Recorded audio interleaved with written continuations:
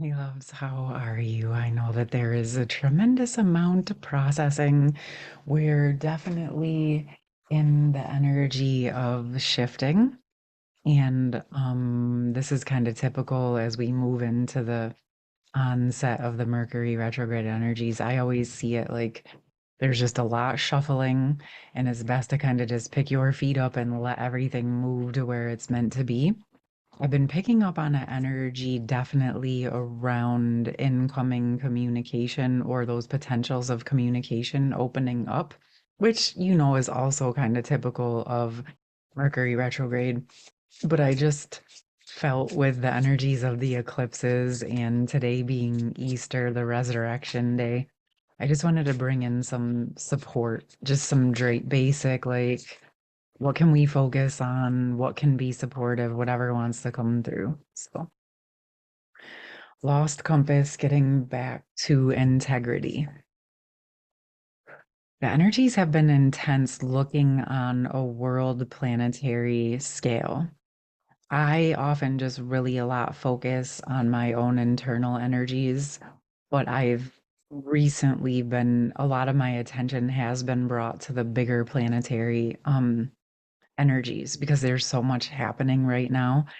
And to me, it is about as we stand in our truth, as we're willing to face our truth, each as individuals, it's actually resetting the energies and essences back to integrity to help.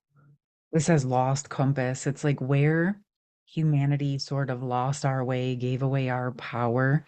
There's this bigger energy and essence of getting back to integrity. And integrity to me is about aligning with truth. Okay.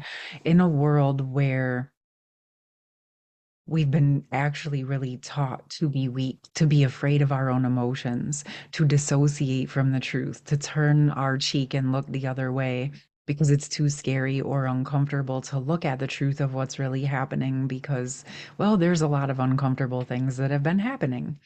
But what actually happens when we turn and face the truth internally within ourselves? We actually are holding space for the overall collective for more of these truths to come to light, which is goes right back into the last video that I did around standing in our truth is where the shadows are able to clear out.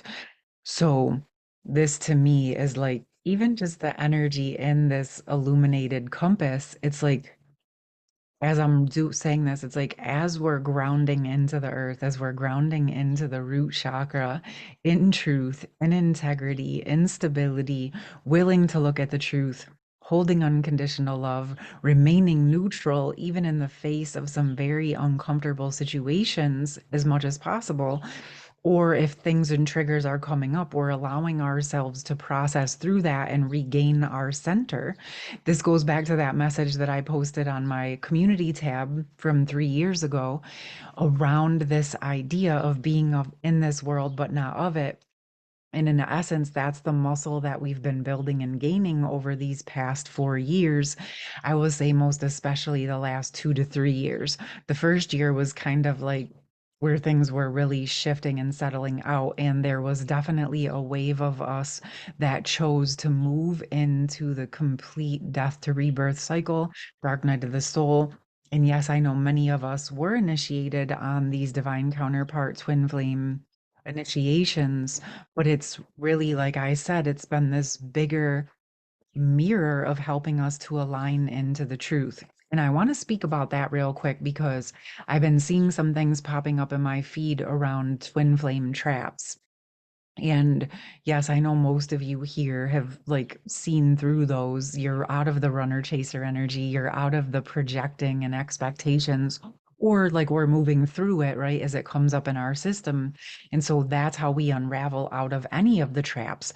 Because the twin flame trap is an overall bigger mirror to all of the traps that are in our life, in the internal, every day to day life. Because these so-called traps of the runner chaser energy, of the projection, of the empath narcissist, this or that, or everything else, those are not just twin flame traps. Those are traps that are happening all over this planet in every area in all sorts of relationships and all sorts of experiences that are here on this planet. And those of us that have chosen to take this initiation, to work it, and to allow it to transform us, we're the ones that are breaking through not only the twin flame traps, but the collective traps that have kept humanity weak and small. Yes, I'm going to call it out for what it is. It's way so far beyond a twin flame trap. And if you find yourself in what's called the twin flame trap, I want you to look at all of the other areas of your life and not just dismiss it as a twin flame trap. Because if you're avoiding the work that's in front of you and you're not doing what you're being called to do and you're returning to just projecting it on to other people, then you have missed the opportunity in front of you regardless. Yes, we have to protect ourselves. Yes, we have to be willing to look at the truth.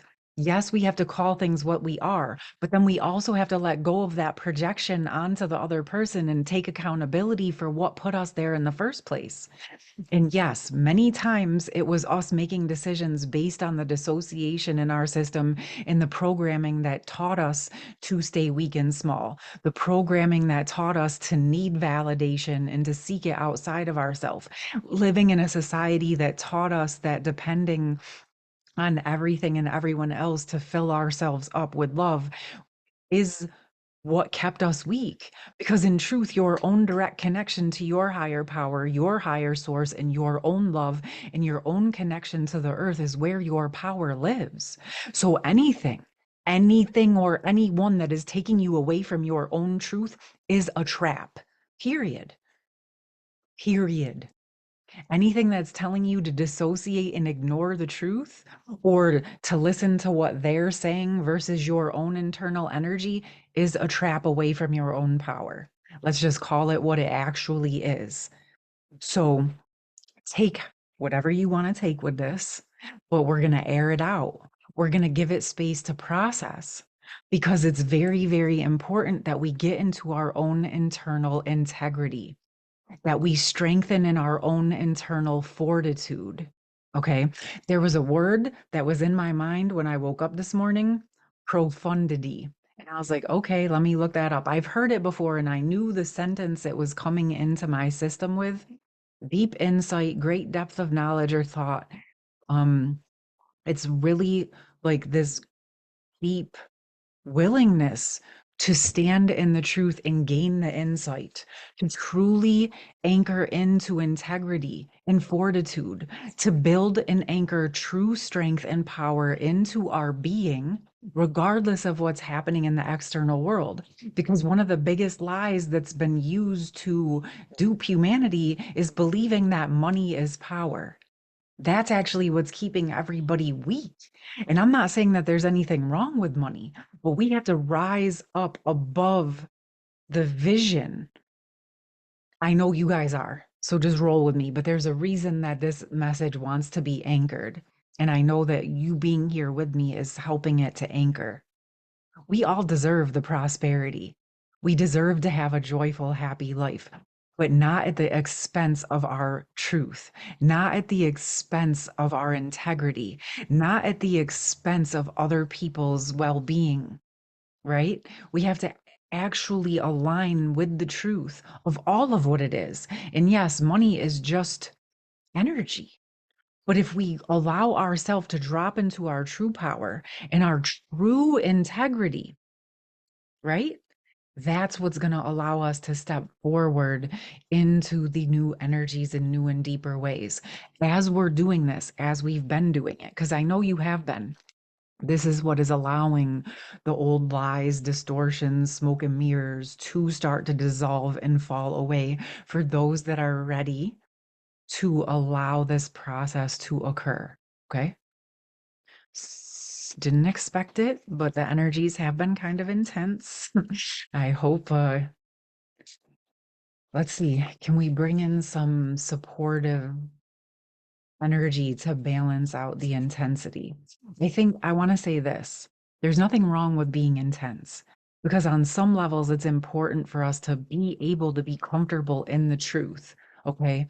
And I think it's around being passionate and strong and having fortitude in our truth and coupling it with a gentle, loving energy. And that is absolutely 100% possible because it's not really about needing to fight anything. I'm not interested in that. I'm simply interested in standing in the truth. Okay.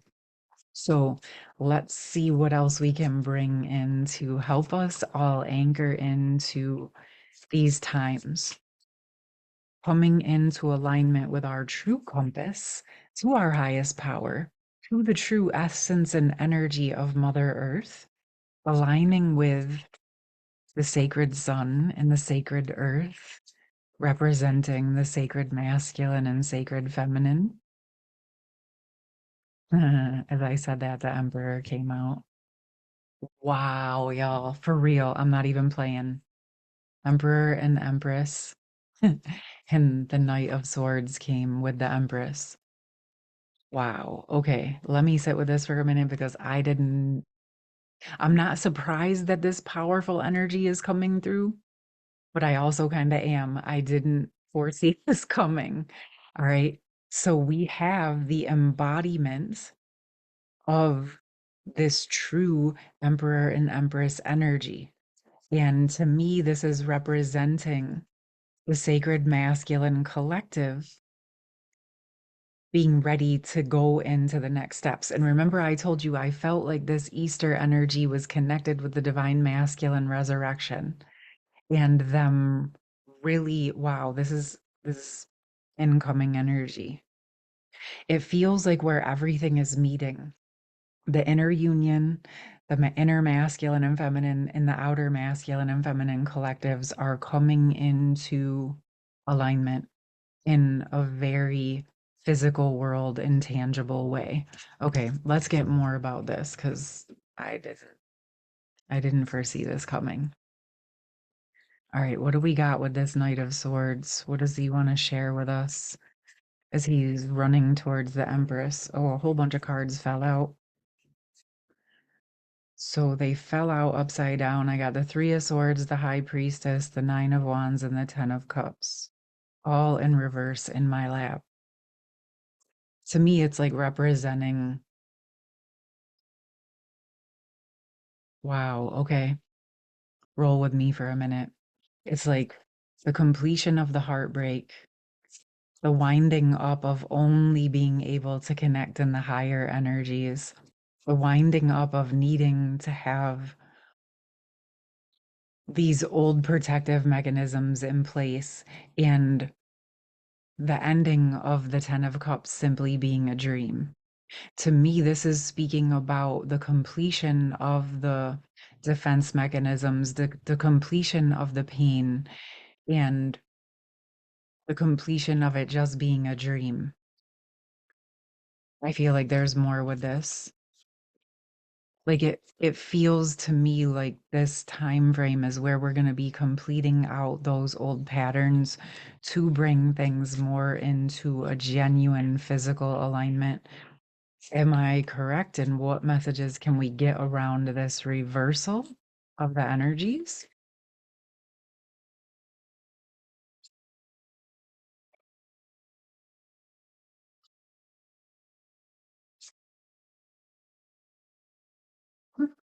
I used a different deck, but we got the Eight of Pentacles, the Five of Cups, the Emperor came again, and the King of Swords.